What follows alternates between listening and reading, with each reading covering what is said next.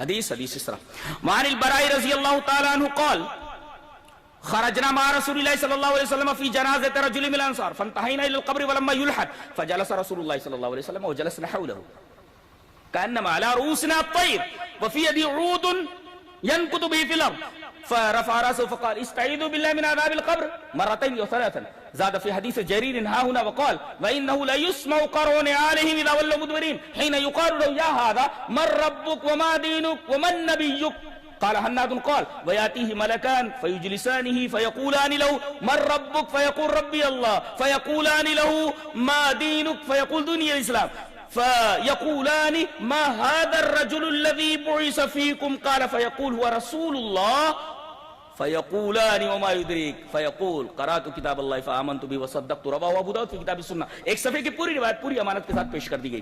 حضرت براء بن عازب فرماتے ہیں کہ ایک انصاری کا انتقال ہو گیا تھا تو ہم لوگ اس کے جنازے میں پہنچے. ابھی لحد نہیں بنائی گئی تھی, وہ جو بغلی قبر ہوتی ہے بغلی وہ نہیں بنائی گئی تھی. ولما یلحد ہم لوگ قبر کے پاس پہنچ گئے. نبی اکرم صلی اللہ علیہ وسلم فرمایا کیا قبر تیار ہو گئی؟ بولے نہیں اللہ کے رسول لحد بنانی باقی ہے. فجلس رسول اللہ صلی اللہ علیہ وسلم بیٹھ گئے اور رسول اللہ صلی اللہ علیہ وسلم کو بیٹھتے دیکھا تو ہم لوگ بھی بیٹھ گئے اور اتنے خاموش تھے کانما علی رؤوسنا الطیر, گویا کہ ہمارے سروں کے اوپر چڑیا بیٹھی ہوئی. آج آدمی قبرستان میں جاتا ہے موبائل سوئچ آف نہیں کرتا, وہاں بھی بات کرتے رہتا ہے. اتنا سنگدل اتنا بدماش ہو گیا ہے. یہاں صحابہ کرام کو دیکھیے کانما علی رؤوسنا الطیر, اتنے سنجیدہ ہیں کہ گویا کہ ان کے سروں کے اوپر چڑیاں بیٹھ گئی. اور نبی کی حالت تو بڑی عجیب و غریب ہے. آپ کے ہاتھ میں ایک تنکا ہے, آپ تنکے سے زمین کو کورید رہے ہیں اور آدمی یہ کب کرتا ہے ایسے آدمی کر رہا ہو ایسے. اس کا مطلب بہت گہری سوچ میں. قبر کو دیکھا کیسی ہوتی ہے؟ قبر کیسی ہوتی بولو؟ اگر کھڑا کر دو ایسے نا, ایسے مستطیل شکل میں کھڑا کر دو کیسی لگے گی؟ دروازہ ہے نا, دروازہ ہی کدھر ہے, یوں کھڑا کر دیجئے اس کو. یہ قبر ایسے ہے مستطیل, اس کو ایسے کھڑا کر دو تو دروازہ بن جاتی ہے. یہ بتانے کے لیے کہ ابھی آدمی جو اندر گیا ہے اس دروازے سے داخل ہو کر کے ایک دوسرے عالم میں پہنچ گیا ہے جس کا اس عالم سے کوئی تعلق نہیں. جی قبر کو ذرا کھڑا کرو, ایک دروازہ بن جاتی ہے. یعنی اس دروازے سے داخل ہو کر کے ابھی یہ دروازہ بند کر دیا گیا, آپ ہی تو بند کرتے اس کو, دروازے میں داخل کرتے تو بند کرتے, جا بیٹا. اور عجیب بات تو یہ خود بند کرتے ہیں اور جب وہ منومن مٹی کے نیچے چلا جاتا مانگنے لگتے دیجئے بابا, بابا دیجئے. آپ نے تو ڈھکیل کر کے اس کو دوسری دنیا میں پہنچا دیا ہے. ارے بھئی آپ نے اس دروازے سے اسے ڈھکیل کر کے ادھر دروازہ بند کر دیا, اب مانگ کیا رہے ہو؟ بابا دے دو. اچھا لحد بنا دی گئی, رکھ دیا گیا. نبی اکرم صلی اللہ علیہ وسلم بیٹھے ہوئے, صحابہ کرام بھی بیٹھے ہوئے, تو خاموشی. آپ کے ہاتھ میں ایک تنکا ہے, بڑی گہری سوچ میں آپ ڈوبے ہوئے. اچانک آپ نے اپنا سر اٹھایا, فرفع رأسہ فقال استعیذوا باللہ من عذاب القبر, قبر کے عذاب سے پناہ مانگو.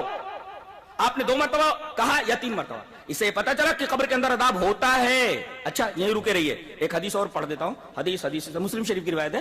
حدیث اس طرح وعن ابی ایوب قال خرج النبی صلی اللہ علیہ وسلم وقد وجبت الشمس فسمع صوتا فقال یہود تعذب فی قبورها رواہ البخاری فی کتاب الجنائز. بخاری کی روایت ہے, بخاری کتاب الجنائز. امام بخاری رحمۃ اللہ علیہ حدیث پاک کو اسے کتاب الجنائز کے اندر لائے. حضرت ابو ایوب انصاری فرماتے ہیں کہ نبی کریم صلی اللہ علیہ وسلم یہ نکلے اور سورج غروب ہونے کے قریب تھا.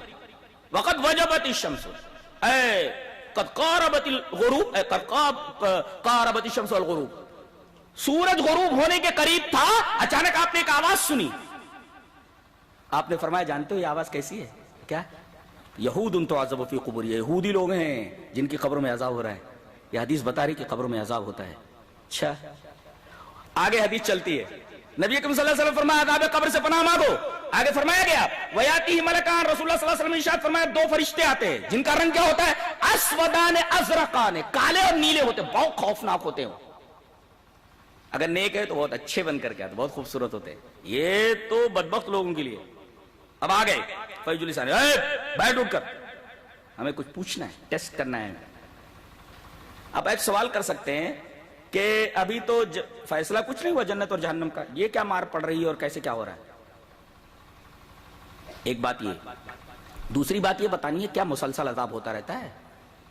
تمام حدیثوں کو جمع کرنے کے بعد یہ پتا چلتا ہے کہ آدمی کے اعمال کے اعتبار سے قبر کے اندر عذاب ہوتا ہے. جی کسی کو تھوڑا سا ٹیسٹ کر کے چھوڑ دیا جاتا ہے, پھر قیامت تک عذاب نہیں ہوتا. جیسا کہ حدیث ہے کہ ایک آدمی کو 100 کوڑے مار کر چھوڑ دیا جائے، جا اب قیامت تک تیرے اوپر عذاب ہونے والا نہیں. اور کچھ لوگوں کو کچھ دیر تک عذاب ہوتا ہے اور کچھ لوگوں کو تو مسلسل عذاب ہوتا رہتا ہے. وہ کہتے ہیں کہ اے اللہ قیامت کو جلدی لے آ. تو گویا کہ قبر کے اندر مختلف لوگوں کے ساتھ مختلف قسم کے عذابات ہوتے ہیں، مختلف قسم برتاؤ. سب کے لیے یکساں عذاب قبر نہیں ہے، برابر ہے. یہ بھی بات یاد رکھیے. اٹھاتے بیٹھ اٹھ کر، سویا پڑا ہے فیجلسانی، بٹھاتے اس کو، اٹھ کر بیٹھ، ہمیں کچھ سوالات کرنے ہیں. پہلا سوال، من ربک، تیرا رب کون؟ ربی اللہ. اور اگر کافر ہے تو ہاں لا ادری، ہاں مجھے معلوم نہیں. یہاں تو پتہ ہی نہیں لگا کہ کس نے مجھے پیدا کیا، پتہ نہیں کن کن کو پوچھتا رہا، کن کن کے آستانوں کے سر پھوڑتا رہا. اب وہاں کیا جواب دے گا؟ اس نے تو اس کی پرستش ہی نہیں کی، اس نے آقا کو پہچانا ہی نہیں. کتنے بدبخت ہیں لوگ کہ پوری حیات گزر جاتی ہے وہ اپنے حقیقی مالک اور خالق کو پہچان نہیں پاتے ہیں کہ کس نے ہم کو بھیجا، کس کام سے بھیجا. یہ کتنی بڑی بدبختی ہے انسان کی. اور فیجلسانی، پوچھتے ہیں فیقولان لهم ربک فیقول ربی اللہ. اگر اچھا ہے تو من نبیک، ما دینک، دین الاسلام. تیسرا سوال دیکھو بڑا پیارا ہے، ما هذا الرجل الذي بعث فيكم، یہ آدمی جو تمہارے درمیان بھیجا گیا تھا کیا ہے؟ کون ہے؟ نہیں ہے، کیا ہے؟ اب جواب دیا جا رہا ہے. وہ جواب ہوا رسول اللہ. کہتے ہیں کہ نبی کریم صلی اللہ علیہ وسلم کو قبر میں دکھایا جاتا ہے، مردہ نبی کو دیکھتا ہے. غلط بات ہے، اس لیے کہ جواب میں ہوا ہے. اور عربی کا ایک معمولی طالب علم جانتا ہے کہ ہوا کی ضمیر غائب کے لیے آتی ہے. سوال ہے ہاذا سے، جواب ذالکہ سے ہونا چاہیے تھا، اس لیے کہ اس میں اشارہ قریب ہے اور ذالکہ اس میں اشارہ بعید ہے. جب کہا کہ یہ کیا ہے تو بولنا چاہیے ذالکہ فلاں، لیکن کہا جائے ہوا رسول اللہ، یعنی ضمیر غائب لائی جا رہی. اس کا مطلب نبی کریم صلی اللہ علیہ وسلم غائب رہتے، دکھائے نہیں جاتے. جواب دیکھو، ہوا رسول اللہ، نہ کہ ذالکہ رسول اللہ. اور اس کے بعد تینوں جوابات جب دے لیتا ہے کہتے ہیں نم کنومت العروس، دلہن کی طرح سو جا. آپ دیکھتا رہتا ہے، اسے اس کا ٹھکانہ دکھا دیا جاتا ہے، جنت کی ہوائیں ہیں وغیرہ وغیرہ سب دکھا دیا. اور اگر بدبخت ہے تو دے مار. اور جیسے جیسے اس کے اعمال ہوتے ہیں اسی اعتبار سے اس کی دھلائی ہوتی ہے، اسی طریقے سے اس کی پٹائی ہوتی ہے. کسی کو کچھ عذاب دے کر کے چھوڑ دیا جاتا ہے، جیسا کہ ابھی میں نے بتایا کہ ایک حدیث کے اندر ہے. لہذا یہ کہنا کہ مسلسل عذاب ہے یا نہیں ہے، یہ سوال ہی سرے سے غلط ہے. یہ پوچھئے کہ عذاب کی کیفیت کیا ہے. بعض لوگوں کے ساتھ فوراً معاملہ طے ہو جاتا ہے، قیامت تک پھر ان کے اوپر عذاب نہیں ہوتا. بعض لوگوں پر مسلسل ہوتا ہے وغیرہ وغیرہ. تمام حدیثوں کو ملانے کے بعد یہ واضح ہوتا ہے. تو پوچھتے ہیں کہ بھئی یہ سوالوں کے جوابات تو نے کیسے حل کیے، کیسے معلوم ہوا؟ فیقول قرأت کتاب اللہ، اللہ کی کتاب سے میرا تعلق تھا، میں قرآن پڑھتا رہا. کتنے لوگ یہاں بیٹھے ہوئے ہیں جنہوں نے بسم اللہ سے لے کر کے سورہ والناس تک کبھی ایک مرتبہ ترجمے کے ساتھ قرآن پڑھا ہو؟ آج جتنی گمراہیاں ہیں لوگوں کے درمیان، وجہ یہ ہے کہ انہوں نے قرآن کو نہیں پڑھا ہے. کم سے کم ایک مرتبہ ترجمے کے ساتھ قرآن کو تو پڑھو. یہ آدمی بول رہا ہے میں نے قرآن پڑھنے کی وجہ سے ان سوالوں کا جواب معلوم کیا ہے. فیقول قرأت کتاب اللہ فآمنت به وصدقت، اس کی تصدیق فرمائی. اور ساتھ میں نبی کریم صلی اللہ علیہ وسلم کی جو شرح ایکسپلینیشن ہے وہ دیکھیے. ابھی میں نے بتایا نہیں، فردر انفارمیشن کے لیے آپ کو کتاب اللہ اور سنت رسول سے رجوع کرنا ہے.